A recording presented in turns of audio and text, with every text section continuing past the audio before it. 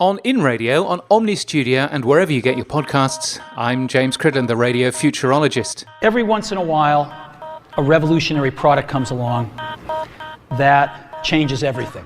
Did you have one of these? I did. The iPhone. The original iPhone. Launched in a blaze of Steve Jobs' alternative reality, it was an exciting rethink of how a smartphone could be.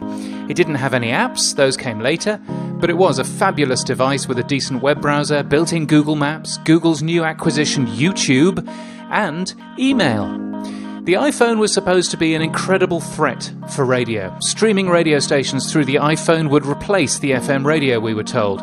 American radio executives stood up at conferences, waved their iPhones around and declared that the future was the mobile phone. Well, it certainly changed things.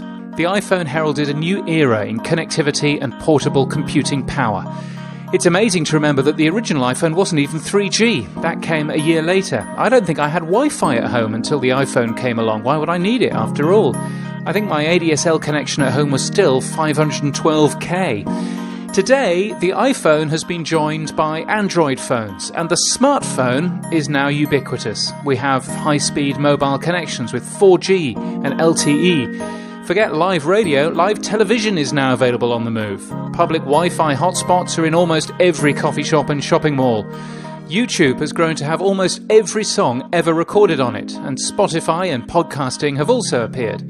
And then there's Facebook and Twitter and all those social media networks sucking up our time and attention, all in part because of the iPhone. Now, the iPhone is 10 years old this month, so how horribly did it treat radio? With all this advancement in technology in the last 10 years, radio must be screwed, right? Why are we still bothering with it? Well, when the iPhone was launched in 2007, 91% of adults in the US listened to radio every week. Today, that figure, it's bigger, 93%. Well, when the iPhone was launched in 2007, 90% of adults in the UK listened to radio every week. Today, that figure, it's 89%. It's nearly the same. Well, so the cube, or reach, that's only half the story, of course. Radio's doom-mongers say that while that remains stable, the time we spend with radio is collapsing. So, over the last 10 years, total time spent listening to radio, well, it has dropped. In diary markets in the US, so that we can compare like with like, listening is down by about 20%. And in the UK, total listening is down by 8%. So, people are still listening to the radio in roughly the same numbers as before, and after all this incredible change, after we've put every single song ever released in the hands of our audience, we've massively increased the amount of distraction with social media, and we've changed media consumption forever, we've still kept 80% or more of time people spend with radio. As we move into an even more uncertain future, it's worth reminding ourselves how resilient radio is, and how, even with all this new technology, radio continues to survive and thrive.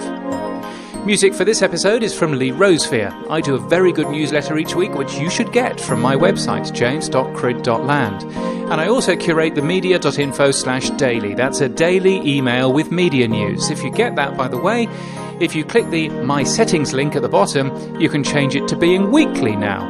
A man called Chris asked, so I coded that yesterday. And until next time, keep listening.